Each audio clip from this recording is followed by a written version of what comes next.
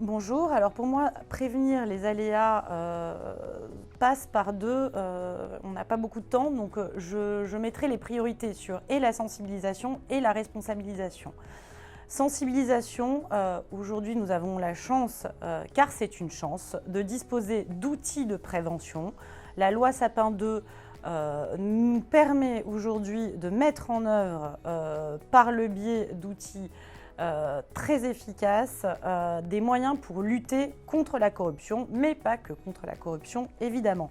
Donc le plus important, c'est de faire prendre conscience aux dirigeants et d'inculquer, d'insuffler une véritable culture de l'entreprise. Encore une fois, le risque zéro n'existe pas. Nous ne sommes pas magiciens. Tout comme les médecins, vous ne pouvez pas contrôler le facteur humain. Donc effectivement, nous pouvons seulement prévenir, et prévenir par une réelle sensibilisation. C'est bénéfice-risque, c'est une cartographie des risques, mais c'est surtout faire comprendre de manière pédagogue pourquoi et comment prévenir la lutte contre la corruption et pourquoi lutter contre la corruption. Ça, c'est la sensibilisation.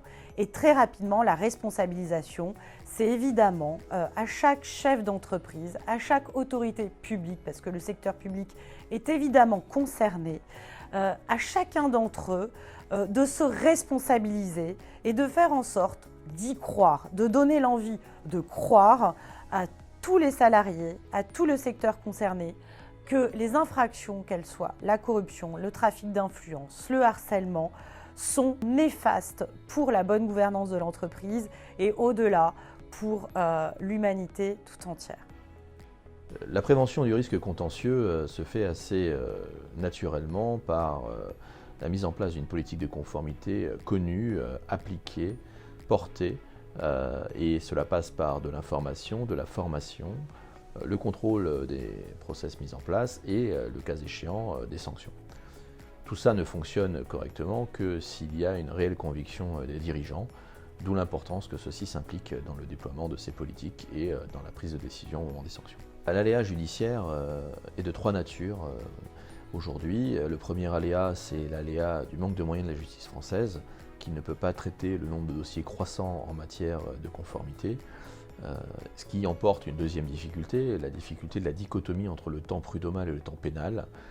Ainsi, des salariés que nous aurons sanctionnés et licenciés pour des faits répréhensibles pourront bénéficier d'une décision favorable à leurs intérêts par la justice prud'homale, alors que la justice pénale n'arrivera que quelques années plus tard.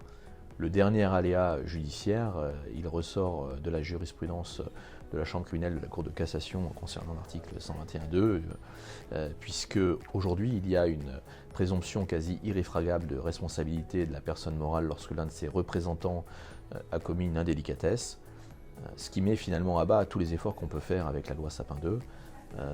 Il faudrait aujourd'hui que cette jurisprudence évolue afin que l'entreprise puisse mettre en avant pour sa défense tout ce qu'elle a mis en œuvre afin de lutter contre les mauvaises pratiques.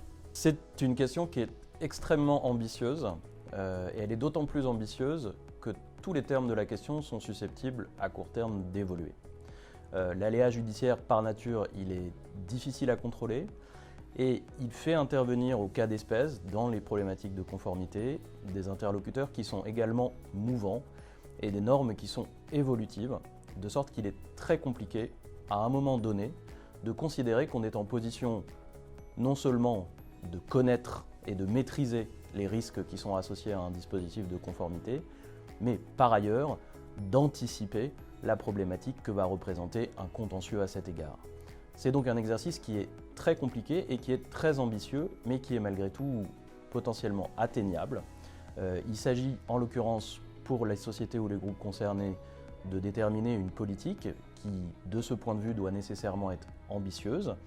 Cette politique, elle repose notamment sur la conviction des instances dirigeantes en les alertant sur ces nouveaux risques qui sont susceptibles d'apparaître ou qui désormais apparaissent d'ores et déjà dans les événements d'actualité récents. Et sur la base de cette conviction, de mettre en place des moyens qui viennent ensuite être concrétisés par une politique concrète, qui est une politique écrite, documentée, mise en œuvre et donnant lieu, dans le champ le plus large possible au sein de la société ou du groupe, à des formations et à des retours qui permettent ensuite de s'assurer de son effectivité. Ça ne fera jamais, parce que c'est pratiquement impossible, disparaître le risque qui est associé notamment à l'aléa judiciaire autour de ces contentieux, mais ce sera malgré tout, dans une certaine mesure, la seule façon de le prévenir le plus efficacement possible.